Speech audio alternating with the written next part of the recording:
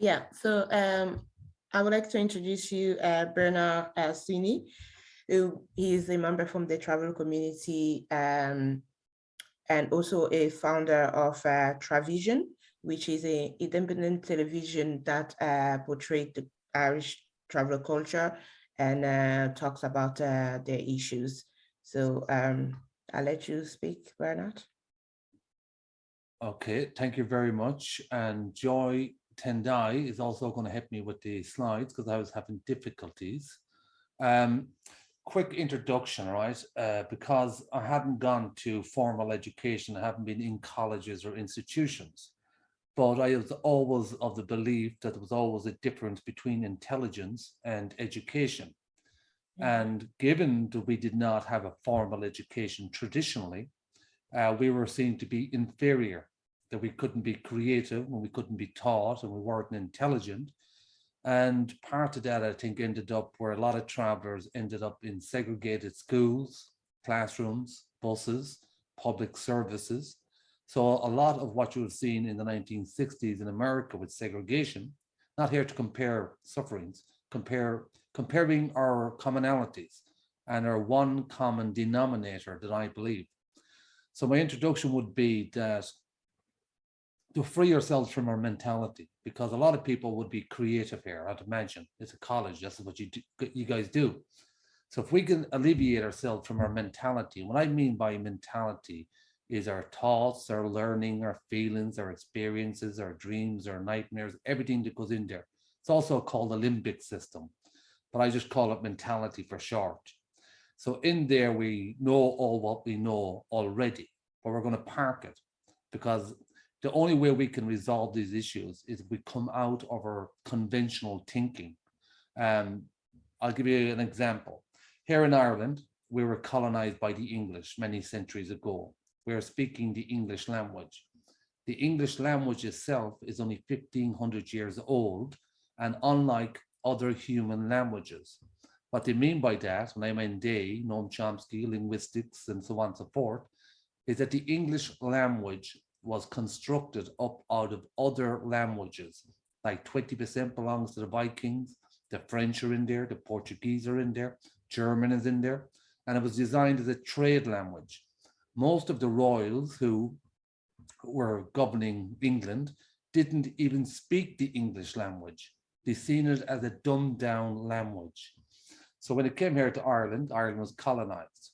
Dublin, the capital of Ireland now, was called the English Pale, and the English used that as a colony.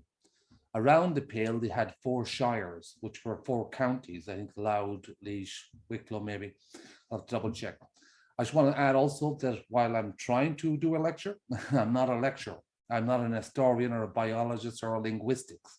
I'm just someone who grew up without a formal education, but was intelligent enough to work out that there was something fundamentally wrong in Ireland.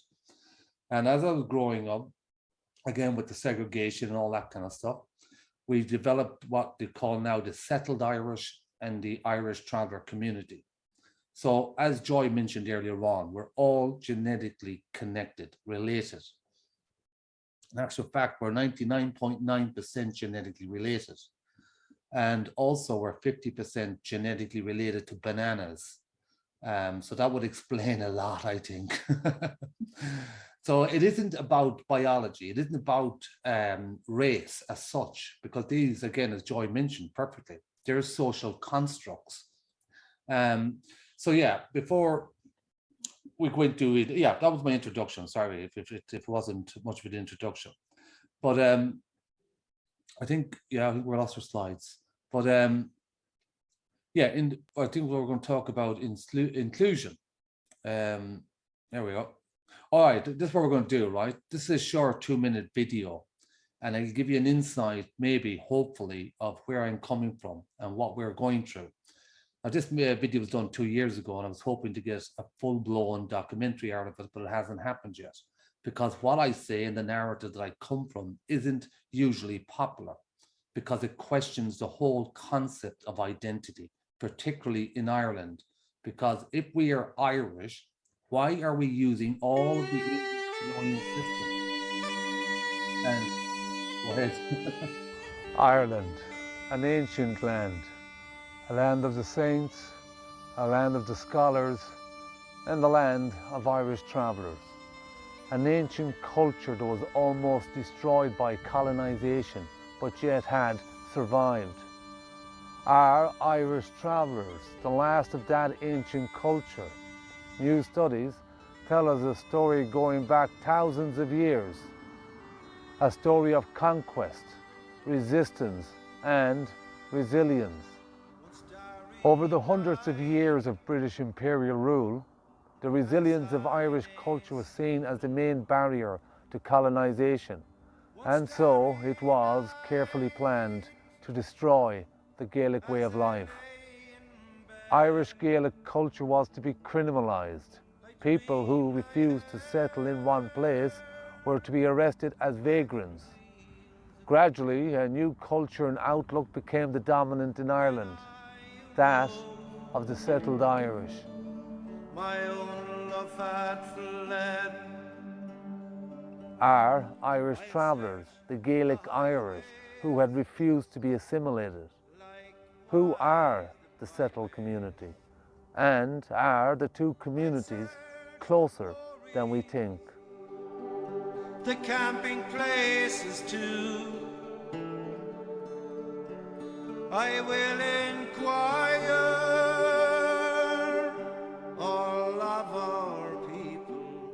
My name is Bernard Sweeney, and I am an Irish traveller.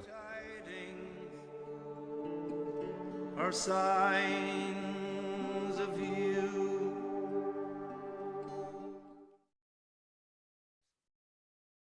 Well, as you can see, it's a short little video, but the idea is to, I suppose, make a distinction. When we talk about Irish travellers today, Irish travellers is a label, in the same way settled is a label. Prior to being called travellers, we were called tinkers, itinerants, vagrants, hedge people, woods people, bogs people, Irish clans, and then to the Gaels. So we came a historical path that was outside of the colonial project, which happened in the 1600s. So before we can answer this, we need to understand history and culture in Ireland, which is a broad, long, difficult thing to cover in itself, because it's diversity within diversity, you could say, in many ways. So the question, the outline of this is, who are Irish travellers? And what is our history and culture? Who are the settled Irish? A brief history of 500 years in Ireland. Colonialism still exists in Ireland. What inclusion is not? Travision and seeing beyond the colony. Redefining best practice inclusion within the traveller community and allies. So this is a history, and I'll just read this out. And so traveller culture cannot be understood without knowing about the history of the Gaelic culture in Ireland and the colonization by the English. Nothing against the English, it happened a long time ago. We think of history as it exists now. It's not just something in the past or in museums. Travellers embody history as we live it.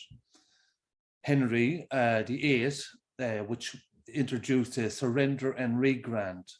Basically, Gaelic chieftains were manipulated and forced to surrender Gaelic laws, sovereignty, and ways of life for English land ownership and lordship under the English Queen Elizabeth. Through the constant warfare and massacre and atrocities and townships, Gaels were turned against Gaels. The most valuable thing in Gaelic culture is honor, which involves protecting your clan and people. So the English surrender and regrant was often forced upon chieftains to protect their clans and allies. The last Gaelic stand of chieftains was led by Red Hugh O'Donnell in Tyrone, and Tyrone. Defeat around 1600s. Colonialism was deliberate culture annihilation. So I'll just give that in a kind of a brief for a second, because what happened when the English came here, what you've done in many other places, is what they would break down the Gaelic culture. In our instance was they would lure people away from their clans, because 360 years the English couldn't break down the Irish culture, because the people who they were capturing and torturing also happened to be family members. So they were never going to give up their clan for anyone. So this is how they went about breaking them down. While the Gaelic rule was defeated, the annihilation of Gaelic culture was ongoing through land ownership oppression of the Irish. The regulation under English read codes, the King's Army, but some Gaelic clans, especially aristocracy, fought and hide from the armed forces to keep their culture. Languages other than English and Irish were used to conceal identities, survive and preserve the Gaelic way. Culture and history, Ireland was deforested by the English. So the language we're talking about, you might have heard the traveller language. That came into effect about 500 years ago.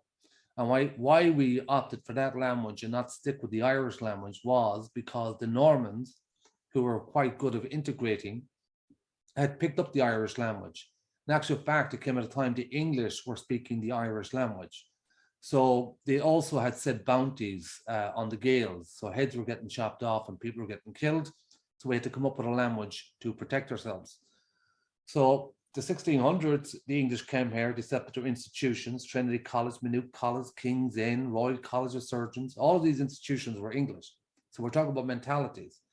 And at the west of Ireland is why they got hit the most, because it was still a very Gaelic, Irish part of the country. So you might have heard the saying to Connacht and to hell. Well, that became the transportation place for Irish to be shipped off around the world. And Gortamore, the Great Famine, saw half of Ireland's population disappear, either through starvation and disease and forced migration or immigration. 8 million became 4 million, a population that has not recovered in Ireland to this day. The impact of the famine left huge trauma on the Irish people and diaspora. It was a result of mass oppression under English rule rather than a potato plight. Gaelic culture and language was severely damaged. Irish remained the majority tongue as late as the 1800s, but became a minority language during the 19th century.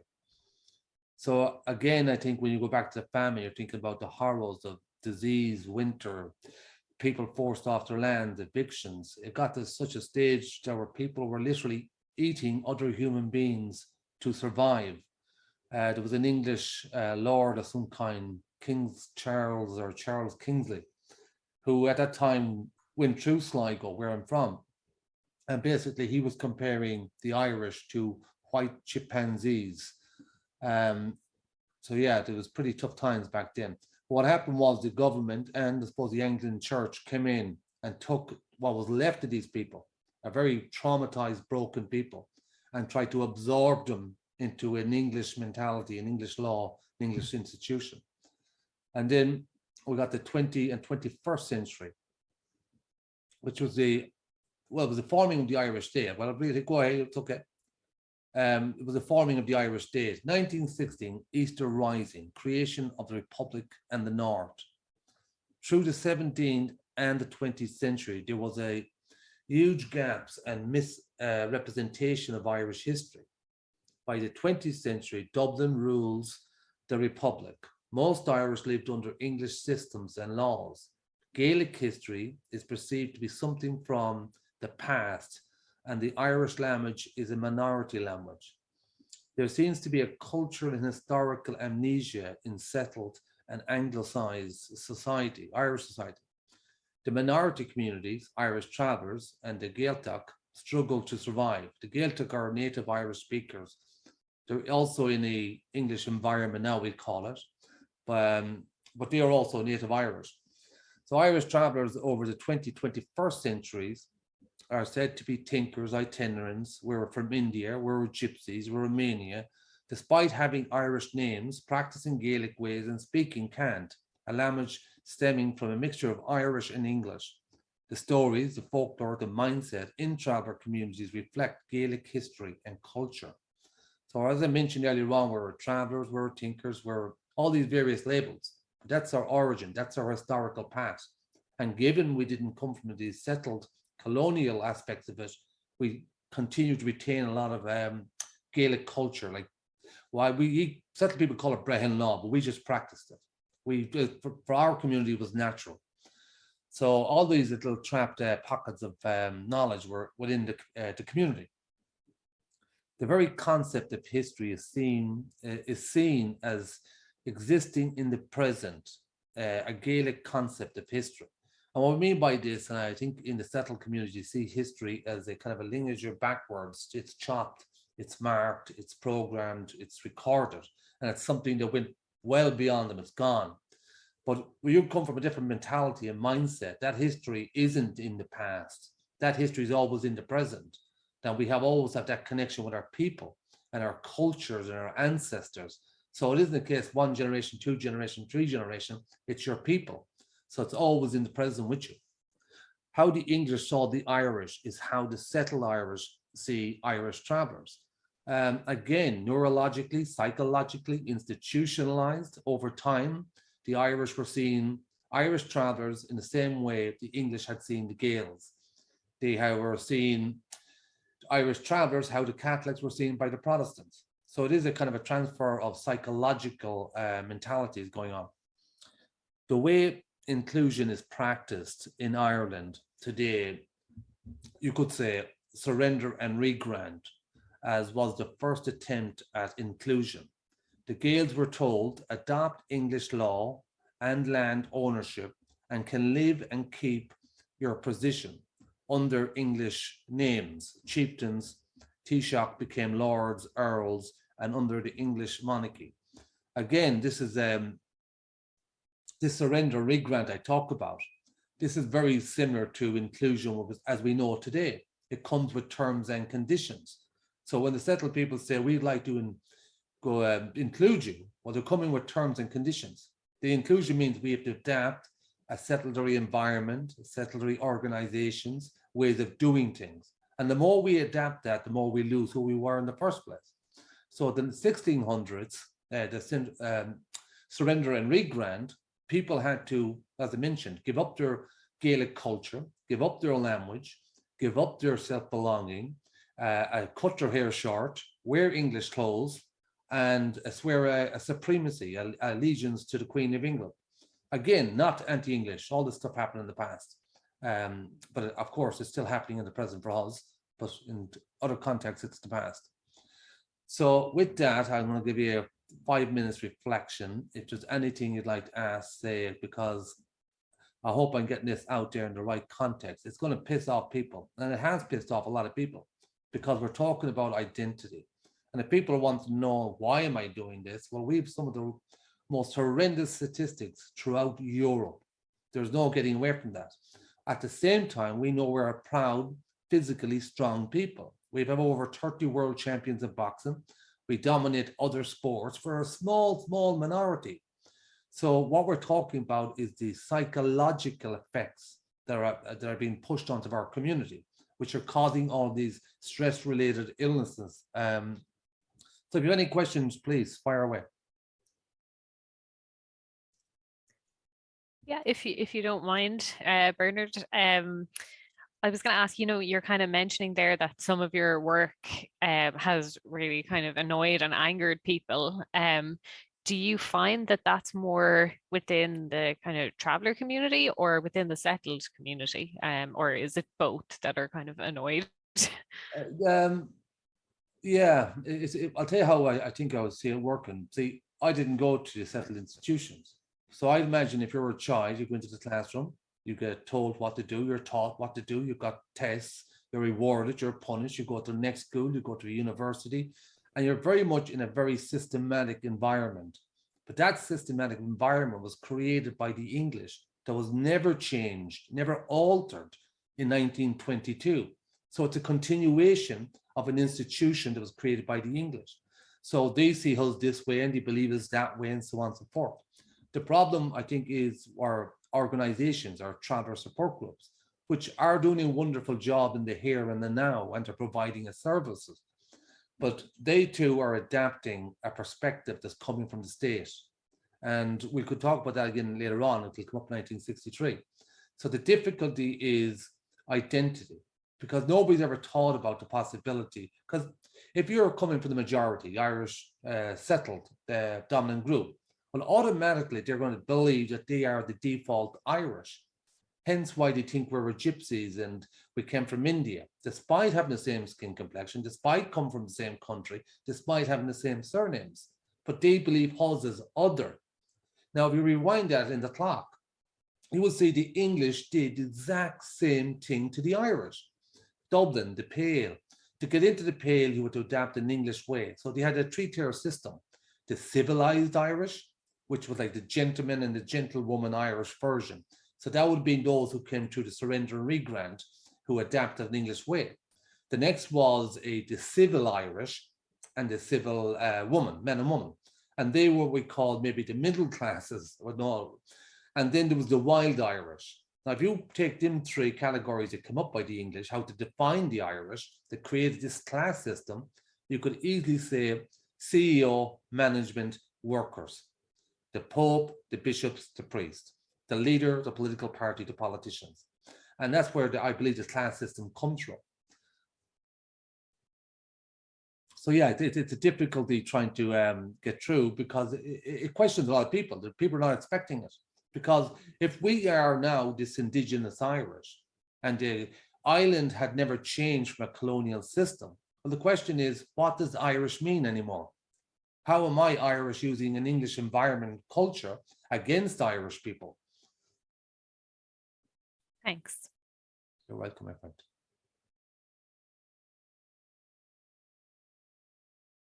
Any other questions or?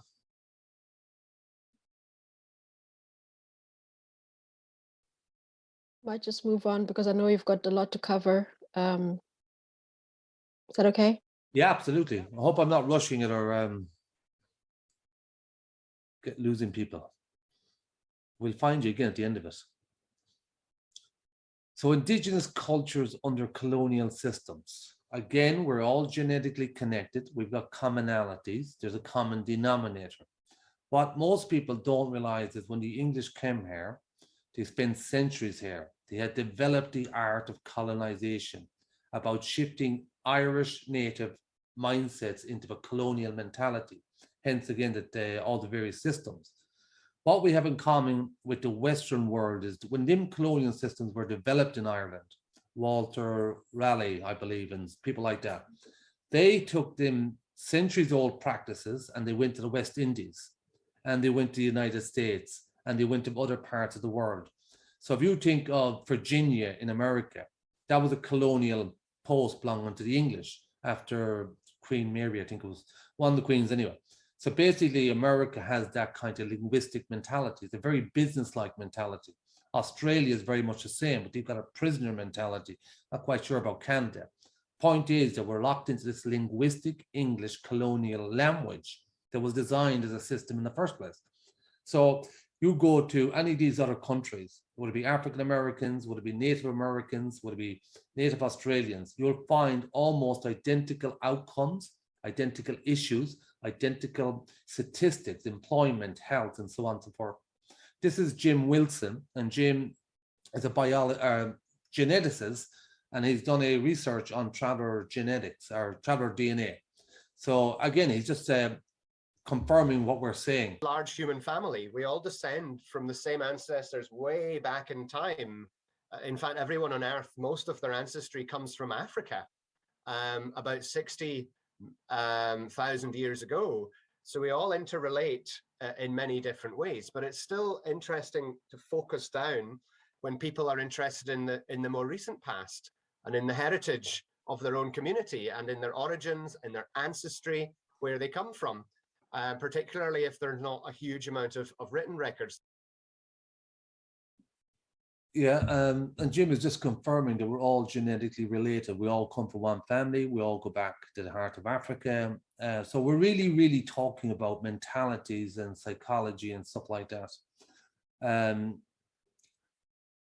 So yeah, now here we're on to one that kind of also, I was watching, who was it? Martin Luther King, 1963, Berkeley. And he's a very interesting quote. What did I quote? Something he said and it kind of stuck with me.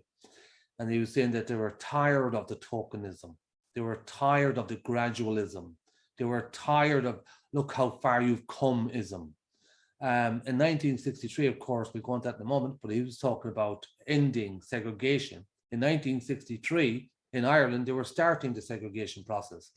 So tokenism is what the English designed it for. They created these other class systems to turn on the Gaels and created systems. So it is a buzzword or smokescreen, depends on how you see it. This is not to take away from anyone that appears on TV, on talks. It's not to take anything away from them. But as long as they are somewhat disconnected from the voice of their people and their community, or if they had not gone through a democratical process where they were elected by their people, well, then they're being used as a token.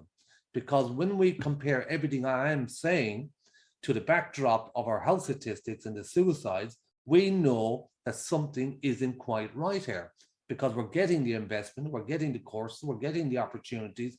So it isn't physical, it isn't financial, it's psychological. So the buzzword smokescreen, we have a traveler on the committee.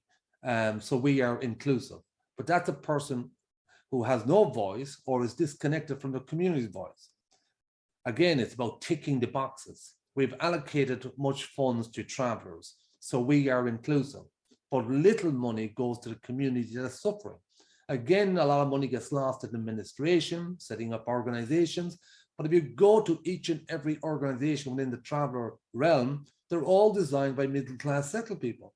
It was done in their mindset and not the travelers. So we constantly have to conform even within support groups. So assimilation, much like the surrender and re-grant, it was always about assimilation, because if it wasn't, they would have given us the means, the infrastructure, and the tools to create our own reality, our own mentality that's friendly to the world. But unfortunately, that hasn't happened. A traveler can be supported as long as they give up their culture and fit into the Anglo-Irish society. Nothing against the Anglo, nothing against anyone. I'm using these labels because they came here, they stuck here, they're still here, and they're hurting people. To become a guard or get a PhD within an Anglicized system. So again, go to Trinity College, go to Maynooth College, go to any college and ask any of their finest people, who are Irish travelers? Where did they come from? We're a small island. You've got a lot of history, and they tell you they don't know. Or they think they do know, but they don't know. Or at least they haven't talked about it. So within the Anglicized system, this leads to cultural confusion and exclusion from their own people. It's because, again, and this has happened myself, we pick up the words, we pick up we kind of end up distancing ourselves from our own community, not intentionally, because we kind of going off a different psychological path sometimes. So NGOs are paid to increase health and mental health of traveler communities, but these are decreasing the traveler community's psychological annihilation, genocide. These are strong words, and some people do not like these words, but we come from a long, long background where there were several genocides on the island, where men, women, and children had their heads chopped off, burnt in fires, whipped, and beaten to death, and so on and so forth, or transported to other countries as indentured slaves and so on and so forth. So the genocide is a psychological genocide. So what inclusion is not, sorry, my own screen here is a bit, traveler representatives who are disconnected from the communities and lose touch with their own culture. Again, rewarded to give up their own culture for Anglicized system. What I mean by that is because cultures change. It's not a fixed thing. It's just a mentality in itself. That's where cultures come from. It's what I'm saying is that traveler representatives in traveler organizations are not doing very traveler cultural things. They're not going into the history. They're not tapping into their Gaelic culture. You don't see no movies. Like if you take Japan, they got the samurai warriors, and you go to other countries, you've got a deep history. Ireland isn't doing that. Initiatives and projects that don't ask travelers about their culture or how to be included. That's what I just mentioned. I guess it's that Where's our mentality? Where's our identity shining through? Telling travelers who they are, rather than acknowledging, encouraging travelers to discuss their own history and culture. I can tell you there's been millions and millions and millions by the state to suppress traveler culture and identity, because it gets a little embarrassing when they turn around one day and find out that these people are the Irish Gaelic culture, a Gaelic culture that was not dead, no need for revival because we're not dead. So if we are this Irish identity culture of the island for here for thousands of years, my own ancestors are centuries here, but the culture itself is a Gaelic culture. So it is a Gaelic Ireland. So questions again, who are the state? Who is Dublin? And so on and so forth. Creating laws and policies without proper consulting travelers. This is an old practice. The English did it. The Protestants did it against the Catholics. Settled people carried over the same English law system, King's Inn, so on and so forth, and not been consulting with travelers on Irish law, but they've been using laws against travelers. They set up apartheid systems and apartheid laws. Travelers could no longer be nomadic. If a traveler was stopped within a 5-mile radius of anywhere, that's some statement, 5-mile radius of anywhere, they can get 3 years imprisonment, their home taking of them, and a 2,500 or 3,500 fine. Enforcing an anglicized and centralized system on travelers. The anglicized, again, they created the English language. They, the guys who created the Anglo-Americans, Anglo-Chinese, Anglo-Japanese. The Anglo part is a crucial part in all of this, because the Anglo-Saxons were a Germanic tribe. They weren't Gaelic. They were a completely different tribe. In the same way, if I went to the African continent, which I think is 54 countries, or maybe 58, we couldn't assume that everybody in that continent is one people. There'll be different languages, different cultures, different traditions. So the Anglo one is a very key one in all of this, as far as I'm concerned. The centralized system, again, Ireland was not Europe. Ireland was an honor-based society. It was nothing like Europe. It was the opposite of Europe. Europe was a very feudal system, a very centralized. So when we see Dublin at the moment, it's the capital, it's very centralized. And then it has like local authorities in each county, but each local authority answers to Dublin. So that's a centralized power. That's the same English colonial one, unchanged again. Treating travelers like they are flawed, damaged, or inferior, or needing help. Again, when you exclude people like the 1960s, completely excluding travelers and making assumptions on their behalf. And again, this would explain why there's so many suicides in our community, so many deaths. It's a case of suicide becomes a painkiller for life itself within the traveler community. So I guess that's what inclusion is not. And if you have any questions on any of that, please feel free to ask away. And if not, we'll move forward. So who are Irish travelers? History is lived now. As I explained, our history is always with us. It's not in the past. We can't live in the past and we can't live in the future. We can only live in the present, but our history is always in the present. That's also where we plan for the future. It's not separate from our lives and our minds and our hearts. I'll give you an example. 1911. This is before Ireland became independent. This is before Ireland became a free state. A McDonough family, Irish traveller family. But maybe at that time they weren't called travellers. You call it different labels, tinkers. There was a cottage, and McDonough applied for the cottage, but he didn't get it. And there was two councillors in Athlone. This was one was Kelly and the other was Flannery, mocking tinkers, even though they are from the same people. Gaels turned against Gaels. The property was given to an English family.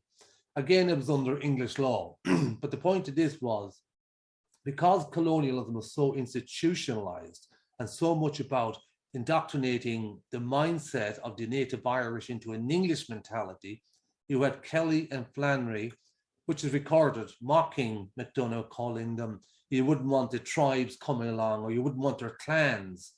Now, when you think about that in a context, you got two Irish people under an English colonial mindset mocking their own history and culture, and then decided to give the house to the Englishman. So this were a 1963 report, which was into the 1963 report commissioned by the government on itinerancy. Itinerancy, again, another one of many labels. And it was about assimilation. And this is where I came across Martin Luther King, because Martin Luther King speaks to America about his dream beyond colonization. And that was in 1963 Berkeley. He was waiting on a Supreme Court decision to end segregation. 1963. He was disappointed that JF Kennedy at the time was not in the country for such a big case. Where was JFK? JFK was heading to Ireland. That's where JFK was heading. So in 1963, JFK was in Ireland. Ireland puts into law formal annihilation of itinerants, creating halting sites, which are like their concentration camps, and criminalizes traveler way of life. So it was automatically, like Christians in some ways, it was that you were born a sinner. Since these laws come in, travelers were all automatically born as criminals under this law, because there was no way of escaping it. So it portrays travelers as foreign nuance. So again, one time ago, I was told in Dublin to F back to my own country. I mean, that's just bonkers when you consider there was another Irish person saying it to me. So again, about the mentalities and how things are going. So in 1989, I think it was the Anti-Hatred Act, which was a bit like the Equality Anti-Racism. And they were coming up with this. So changes, they changed the language. They made an amendment to remove or changes the language of ethnicity and referring to travelers as members of the traveler community, undermining ethnic status. So what they did in the Dáil was they removed any mention of nationalism, ethnicity, or ethnic, because they didn't want people to know there was this other culture. So there is, and also that happened in America. It is the very same thing. And it's interesting that also in America, the two departments that were dealing with African Americans was the Criminal Justice Department and the Health Board. And they tried to justify this for stats. In Ireland, who was dealing with the travelers? The Department of Justice and the Health Board. So I would say the Western colonial mentality sees communities, regardless of skin complexion, anyone who isn't conformed to the systems, anyone who's in part of the systems will always be classed as the outsider and the other. This is the leader at the time of Fine Gael, Enda Kenny. Our traveller community is an integral part of our society for over 1,000 years, with their own distinct identity, people within our people. I have to say, it's a great privilege for me to be the person who has the honour of making this particular statement. I want to acknowledge Minister of State Staunton at the Department of Justice and Equality and the National Traveller Organisations who undertook substantial work to bring clarity to this debate, and all of the other public representatives who have assisted in any way in the work that brings us to this point. Together we agreed that recognition of travellers could have a transformative effect on relations between travellers and the wider society, and will create no new individual, no new constitutional or no new financial rights, because of course travellers already enjoy all the human rights and responsibilities that are afforded for all people under our Constitution and laws. And the acceptance and the implementation of those rights and responsibilities has to work both ways in order for society to function effectively, to function inclusively, and with mutual respect for all citizens. We recognise the inequalities and the discrimination that the traveller community faces and has faced, and have a range of special programmes and interventions to help deal with this. The development of the new traveller and Roma inclusion strategy will build on this particular foundation. That was a result of the EU law putting pressure on Ireland to recognise these people as an Indigenous ethnic minority and so on and so forth. But we know by history that there was no settled population prior to the 1600s. It was a Gaelic society. Settled itself came from the English colonial project called the Settlement of Ireland, the Settlement of Dublin. And in 1963, it became about the settlement of itinerants. It's one event ongoing with colonization. What is inclusion? Inclusion. An understanding, awareness of mentalities, colonization, culture, history, and identity. I'm not telling everyone they should go on a long course and take all of these in and study them all. Basic understandings. If I'm a traveler and you're a settled, they're two labels. They're in contrast to one another. We're sharing the English language. We're using these words over and back, but we're on different frequencies. And very much like any culture, we're sharing a very dominant worldwide language at the moment, but it doesn't mean we all understand the same word in the same way as it might mean to other people. Everybody owns lands, water, Gaelic Brehon law. Again, we never got caught up on location. We always ask people, who's your people? We didn't ask you where you came from. We don't care where you came from because it's just land. So we go back even further to Scotland now as a country and Ireland as a country. We'll remove the Scottish country labels. It was clans, your peoples. So it was free land. Nobody owned anything. I mean, you could protect it and stay there, but it was nothing like the English understanding of land ownership or profiteering from it. That wasn't a concept within Gaelic culture. Autonomy, self-determination, Indigenous people's right. This is a UN law. And not for their God will Ireland give in and recognize travellers as an Indigenous Irish, but rather the failed Irish, because again, it goes back into identities. The autonomy part, again, is a bit like Travision. We're asking people, rather than expect us to be included into a system, allow us a bridge where we have an autonomous rights. In other words, give us the infrastructure, the tools, the equipment, the skills, and let us design and create our side of our version of history and mentality and so on and so forth. So the middle ground inclusion platform, for decades, the TDs, and this is all recorded stuff, they would say, if travellers want A, B, and C, they must meet the government halfway. We were literally outside the door hundreds of times and it wouldn't even come to the gate, let alone halfway. So, or we'd have to win the hearts and the minds of the settled population. That's a lot of hearts and minds to be winning over in ways that we couldn't get to do it because it was conformity.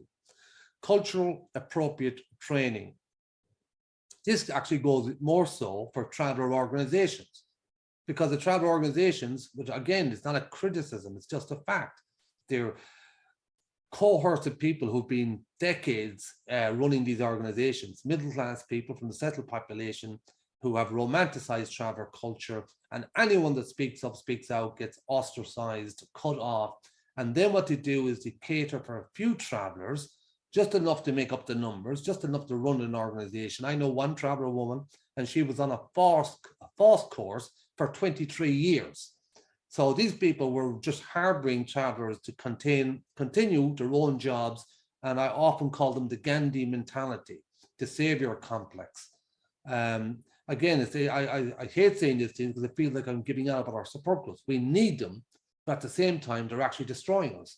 So the cultural appropriate training needs to go into our own support groups before it goes anywhere else. Creating systems of knowledge and business enterprise based on our culture. And again, this is what we're trying to do with Travision, is trying to create a business based on our culture. And again, remove the word labeled traveler. You got Irish, remove Irish, you got Gaels. So we're trying to create an environment that we can create based on our culture. And I think we can do that. Unfortunately, in the settled society, everybody has to get a certification. Everybody has to go into the school. Everybody has to go into a college. But there are so many people on the island and so many people on the planet that if everybody goes in to do the same thing and everybody turns out as an individual and they're told to go out and conquer the world and take the world by two hands and so on and so forth, well, that's why we're eating the planet alive. We need different ideas. We need different mentalities. Creating an openness to participation. to other indigenous cultures, settled people and people from any culture who are wanting to explore practices outside the colony. This goes back to the beginning about stepping outside the mentality, because our mentality in general, we're using this language and it's been very institutionalized. So we need to come outside the mentality and into the open mind. So how has this presentation changed the way you think about inclusion of traveler culture? Yeah, that'd be very interesting. And of course, this little squirrel, he reminds me of the Romans when we fought them 2,000 years ago. We used to call them red squirrels because these little red capes and they used to eat nuts. So if there's any Romans watching, no offense, I'm only joking. So thank you very much. Thank you, Bernard. That was really nice. Actually, you corrected me because I was saying the wrong thing all the time, saying member of the travel community instead of saying an Irish traveler. So apologies for that. Yeah, don't worry. Look, I don't know about other ethnic groups or indigenous people. I don't think, I sense and feel, because I grew up, what kept me going in the early days, because my mind was boggled. I mean, there was no way to talk to people about this. There was nowhere to go with it. And literally now, nobody knows anything about it. So when you're trapped as this as a child growing up, I was in very turmoil. I mean, I was suicidal many times because you are literally going insane. You can't explain it. And when you try to point to it, it's not there. When you try to explain it, the words are not there. But people like Malcolm X and Angela Davis, they're the people that give me a lift when I was about 13 or 14. And these segments, little fragments on TV, I could see Malcolm X, he was giving out stink about the white liberals and their NGOs and so on and so forth. And I said, holy sugar, that sounds awful familiar. What got me down later, a couple of years after, was when I looked at my skin complexion. Because if I was black, it would be more obvious what I'm saying and what I'm experiencing. They'd say, oh, of course, yeah, well, you would know, we understand. But when you're white, you're invisible. And then we had the white people saying, no, you can't be victims of racism because travelers are not a race. And then you might have people who are, for a black community, might say, well, you can't be victims of racism because you're white. So then you're thinking, how the hell did the racism start in the first place? People telling people what race and race they weren't. So yeah, it was a tough time trying to work that out. Thank you. I don't know if anybody else has a question. Oh yeah, I was going to ask one if that's okay. Thanks again, Bernard. I don't know, you were referring there to some kind of, I guess, you know, shared like struggles or kind of barriers or even goals among like Irish travelers and other kind of minoritized groups, whether in the US or maybe within Ireland. Do you, I guess, how much kind of experiential overlap do you see, or do you think there are any unique factors that are really unique to Irish travelers that need to be kind of addressed? I don't know if that question makes sense. I can clarify. I know exactly what you're saying, where you come from.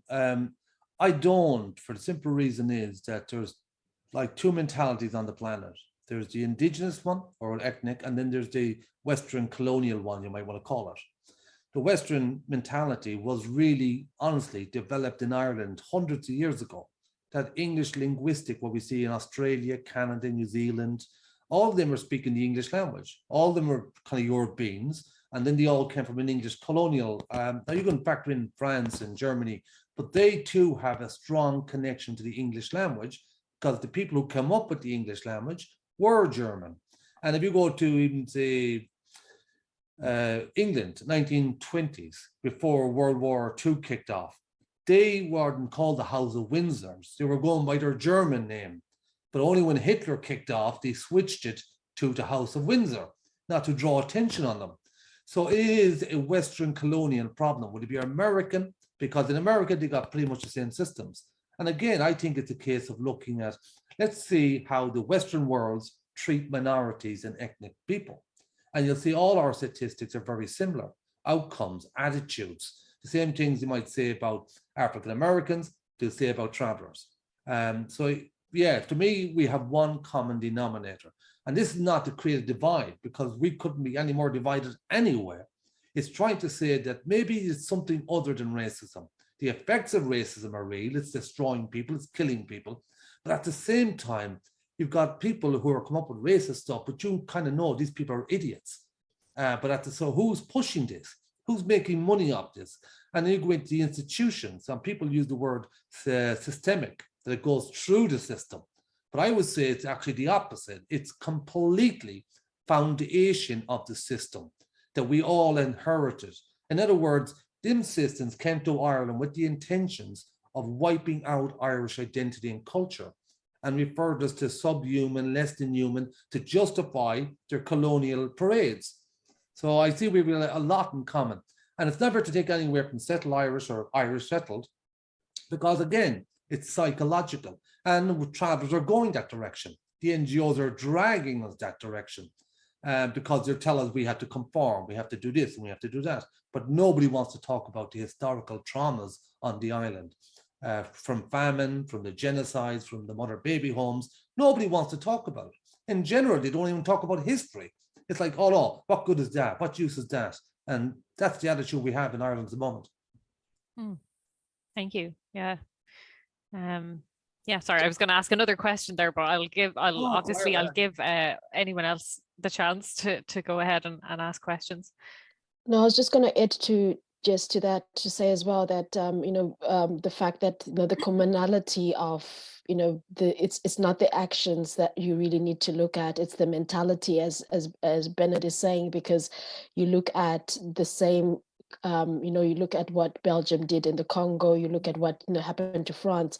It's a mentality, and it gets into it, and you're assimilating, you're stripping, for you to have power. They say that I always go back to music, but you listen to Bob Marley, and he says, emancipate yourself from mental slavery. None but ourselves can free our minds. So it comes back to the whole historical of using the Bible and Christianity to to really get into the minds and foothold into people's lives, and anything else is seen as not good enough, and people deny themselves. So I think the whole situation of inclusive or exclusion really, we need to look at the mindset of it, because it's not what kicks off, the mindset of saying, look at now, the issue that the Irish government has put that there is no, history is now an optional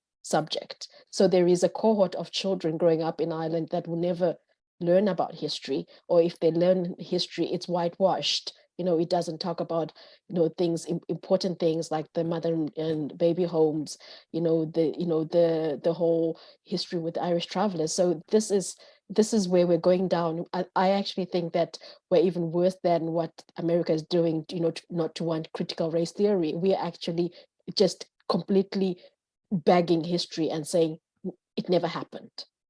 That's the frustrating thing about that. I've actually watched up there, went back in some of the colleges, bills and so on and so forth to remove critical race theory. But people don't realize it's called theory for a reason. They're not pushing it into people's faces saying this is facts. Now, if you were to think of colonialism as like a colonial cube, in Ireland, we'd see one side of it. Africans would see the other side of it. India would see another side of it. So each respective version is spot on. Ask the Africans who came to your country. It was white people. You can't deny that. In Ireland, we're saying, well, people you call white people, we call settled people. So we know all it's a mentality rather than skin complexion, because we're going back into genetics again. There is no separate race in genetics. There's only in social constructs. So, and again, whiteness came up in the 1600s. That's when the first time white ever was produced. Because prior to that, we were chimpanzees and we were vermin and we were less than human. But it's only when they start kidnapping people from Africa, then they were like, oh, sugar, what are we going to do here? Okay, let's pretend it's a white-black thing, that we're superior, they're inferior, let's get on with the slavery.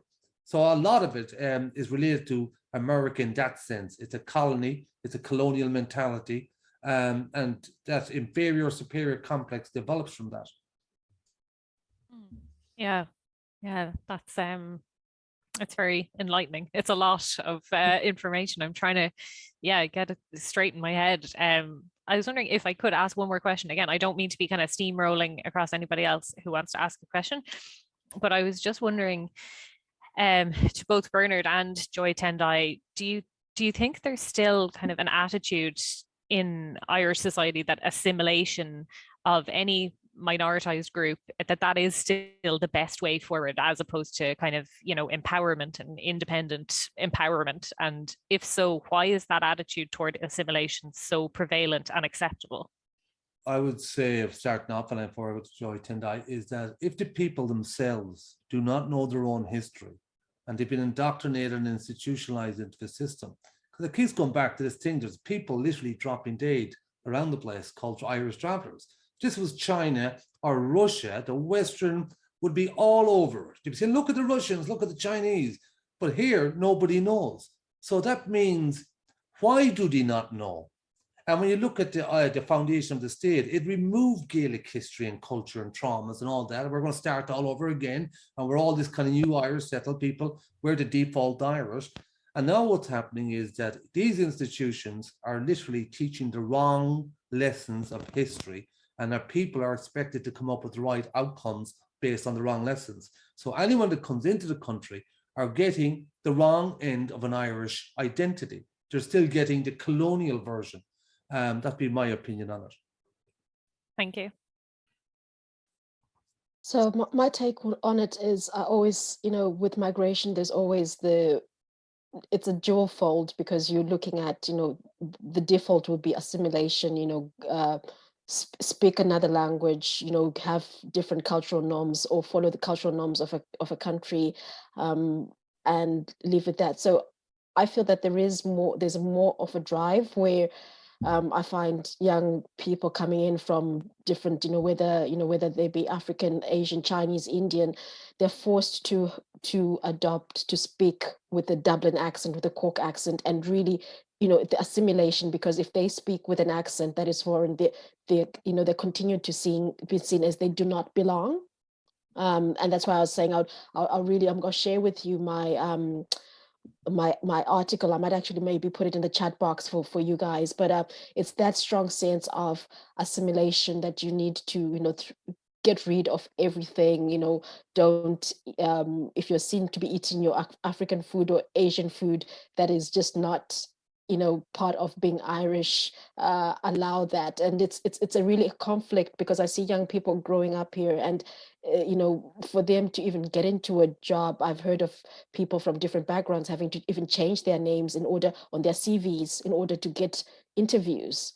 So that is, you know, that is stripping someone of their identity. That's not allowing multiculturalism. That is saying, look, you know, in order for you to be part of society, you have to shed whoever you are, forget that person, and be, I don't know, it's supposed to be the Irish person that you need to be, accent and all.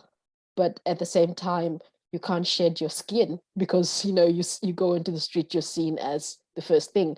You can't, you know, shed your accent, because there's a residual of, you know, your cultural linguistics that remains in you. You can't shed that. So you're putting people in a very, very difficult situation.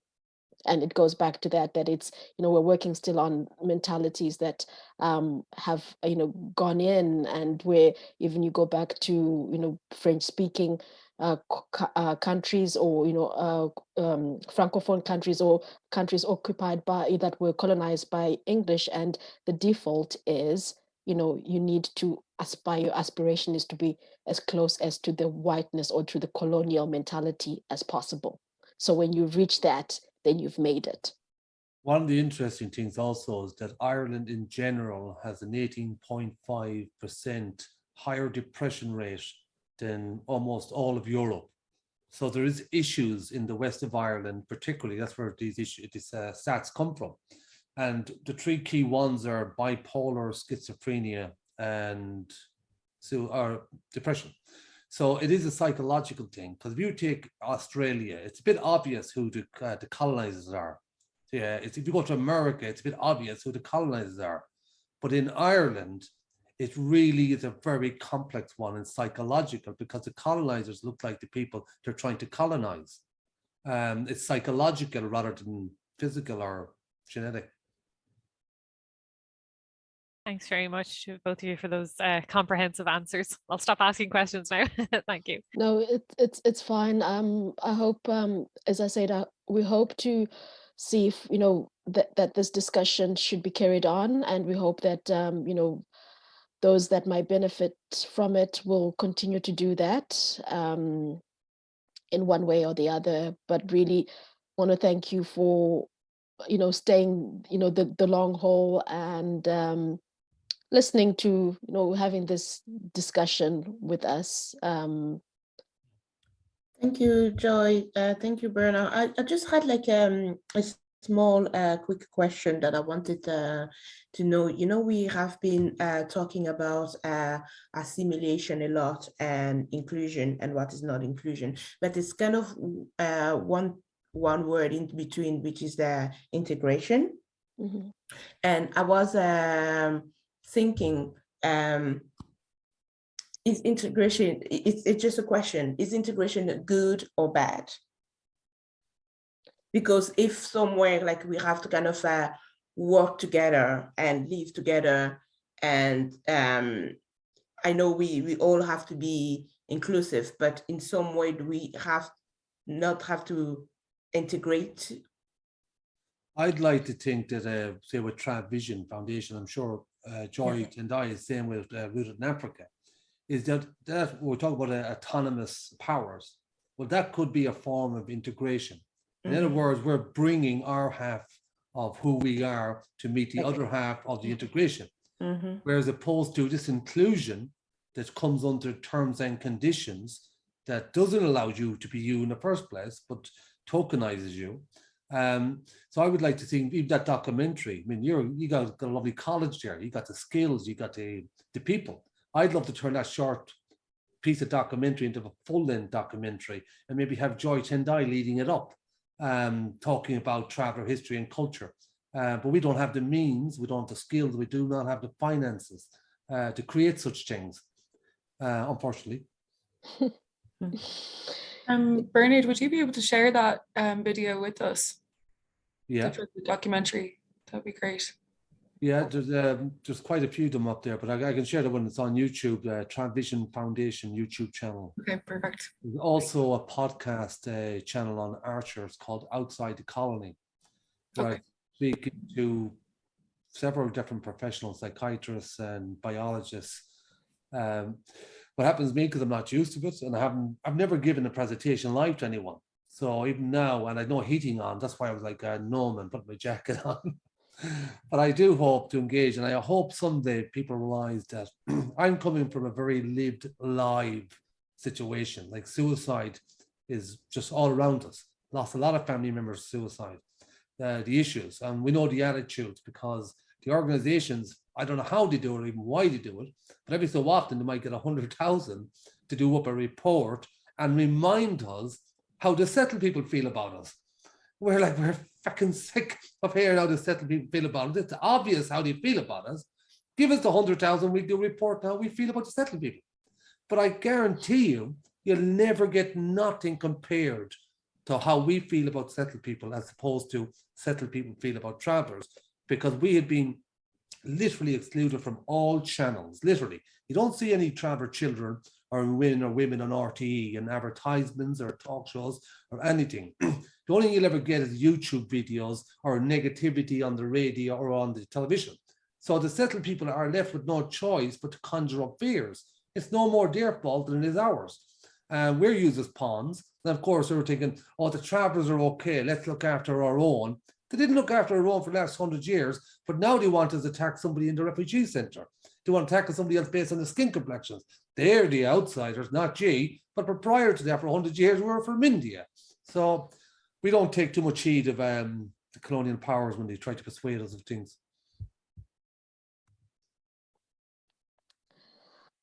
Well, thank you so much, everyone, for listening. And Lisette will be in touch. And Jess, I could pronounce her name. Leisha. Yes, sorry, Leisha. Okay. I did pronounce it to begin beginning. I'm tired now, but no, thank you so much, and I hope like we'll keep in touch with you. You know, do Please feel do. free. We've got details if you know if there's anything that we can support you within you know the campus. Let us know. That's where our passion is you know getting the message in the best way and making sure that we all have inclusive societies. But just they said I didn't answer you. I think the most important, the wrong part is assimilation, in stripping people's out. Integration, and as Bernard said, is meeting halfway. You know, that's why I even have, if you're on social medias, look at the organization Roots in Africa and Ireland, is really, you know, celebrating the duality, because there's no point in, you know, trying to get rid of a part of you that is a part of you. You know that, you know, an Irish traveler is that, and an Irish Chinese is that. Like, you can't expect a person to dislodge a part of them, you know, because of that. So it's important that we integrate, you know, both in, you know, culture, history, linguistics, and have like what they have in the UK, that they have an English, you know, Caribbean English that is mixed. You know, it's, you know, you've got a traveler language that is mixed. That you know, it shows a person. You're not expecting someone to speak wholeheartedly with a different accent when they've got that cultural intonation. But I think also that's us for today. Yeah. I think also that we come from like a human rights based organization, is that we get very confused with, or people get very confused, and particularly it's used against us. Oh, what do you want? Special status, special rights? And we keep saying, no, human rights. Yeah.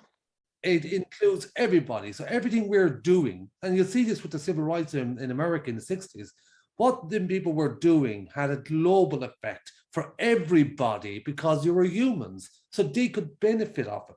So we were kind of pushing this by saying, we're not taking away anything from anyone. If anything, we're giving to everyone once you're a human being. Okay. Thank you much. So said, thank you everyone, and have a good weekend. And please share the message of Jedi Knights. No problem. Thank you very much for coming. Thank you so and much.